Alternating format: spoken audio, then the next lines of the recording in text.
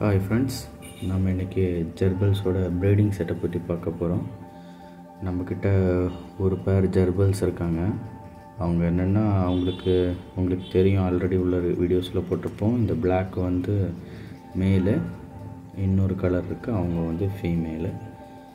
So நம்ம ஜெர்பல்ஸுக்கு இன்றைக்கி evening food கொடுத்துருக்கோம். என்ன ஃபுட்டு கொடுத்துருக்கோன்னா, அவங்களுக்கு சோளமும் வெள்ளைச்சோளமும் கொடுத்துருக்கோம் ஊற வச்சு. ஸோ அவங்க அதை நல்லா சாப்பிடுவாங்க. கடலை அந்த மாதிரி ஒட்ட ஐட்டம்ஸ் கூட சாப்பிடுவாங்க. ஸோ இன்னொன்று, அவங்களுக்கு பெல்லட்ஸும் நம்ம பொதுவாக கொடுப்போம். ஸோ எப்போவுமே நம்ம அவங்க கேஜில் வந்து ஃபுட்ஸ் இருக்கிற மாதிரி பார்த்துக்கணும். அவங்க எப்போ எழும்புறாங்களோ அப்போ தண்ணியும் குடிப்பாங்க, கொஞ்சம் சாப்பிடுவாங்க, திரும்ப போய் தூங்கிடுவாங்க. ஸோ இப்போ என்னென்னா, ஈவினிங் ஒரு 6:30 போல் டைமு. அவங்க கேஜில் ஆல்ரெடி நம்ம ப்ரீடிங்காக ஒரு பாக்ஸ் செட்டப் பண்ணியிருக்கோம், இந்த ரைட் கார்னரில் இருக்கும். அதை தவிர்த்து இப்போ வந்து ஒரு பானை கொடுக்க போகிறோம். அப்புறம் வந்து நெஸ்டிங் மெட்டீரியல் கொஞ்சம் கொடுக்க போகிறோம். இது ஒன்றும் இல்லை, வைக்கோல் தான். ஸோ அந்த வைக்கோலை கொடுத்து பார்ப்போம் அது எப்படி அது நெஸ்டிங் மெட்டீரியல் கட்டுறதுக்கு பிளான் பண்ணுதுன்னு சொல்லிவிட்டு. பொதுவாக ஜெர்பல்ஸ் வந்து நிறைய வெரைட்டி இருக்குது. ஸோ 100s மேலே வெரைட்டி இருக்குது. நம்மக்கிட்ட வெரைட்டி என்ன ஜெர்பல்ஸ்னு சொல்லுவோம்னா, மங்கோலியன் ஜெர்பல்ஸ்னு சொல்லுவோம். இது வந்து கிட்டத்தட்ட ஒரு 10 சென்டிமீட்டர்லேருந்து 15 சென்டிமீட்டர் வரைக்கும் வளரும். ஒரு 100 கிராம்ஸ் வெயிட்டு இருக்கும். மீன்வைல் இதோட டெயில் சைஸ் பார்த்திங்கன்னா, அந்த உடம்புக்கு சைஸ் தக்கன அந்த டெயிலோட சைஸும் இருக்கும். இதோட சாப்பாடு பார்த்திங்கன்னா, எல்லா நட்ஸு சாப்பிடும், கீரை வகைகள் எல்லாம் சாப்பிடும். முக்கியமாக ப்ரோட்டீனுக்கு எக்கு சாப்பிடும். எக்கு ஒயிட்டு நல்லா சாப்பிடும். ஸோ அதை கூட நம்ம இந்த ப்ரீடிங்க்கு போட போகும்போது வாரத்தில் ஒரு நாள் இல்லை 2 நாள் வந்து எக்கு ஒயிட்டு வைக்கலாம். இப்போ வந்து நம்ம அந்த வைக்கோல் நெஸ்டிங் மெட்டீரியல் கொடுத்துருக்கோம். ஸோ அது இப்போ இன்றைக்கி நம்ம அந்த பானையும் இதுவும் வச்சதுனால கொஞ்சம் சுற்றிகிட்டே இருக்காங்க. என்ன இது புதுசாக ஒரு 2 ஐட்டம் உள்ளே இருக்குது நம்ம கூண்டுக்குள்ளே அப்படி சொல்லிட்டு. பொதுவாக அந்த பாக்ஸ் ரைட் சைடில் இருக்கிற அந்த பாக்ஸுக்குள்ளே தான் எப்போவுமே இருப்பாங்க. ஸோ நம்ம சவுண்டு கேட்டால் மட்டும் வெளியில் வந்து பார்ப்பாங்க.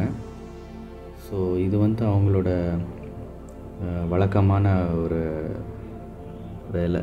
சவுண்டு கேட்டால் மட்டும் அப்படி எழும்பி நின்று 2 கையை வச்சு காலை வச்சு நின்றுட்டு அப்படி எழும்பி நின்று பார்ப்பாங்க.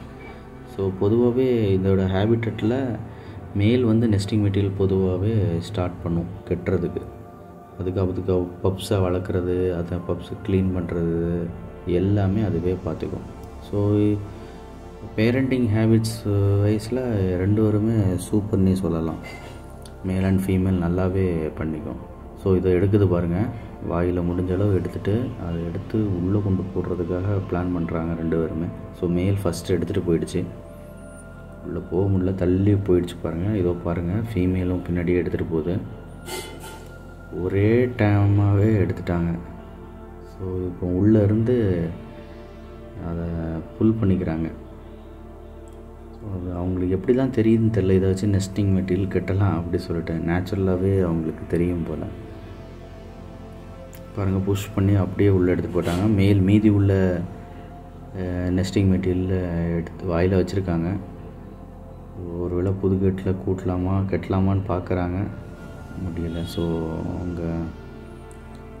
அவங்க ஃபெமிலியரான கேஜ்லேயே கொண்டு போயிட்டாங்க. பாருங்கள், உள்ளே கொண்டு போய் வச்சுட்டாங்க.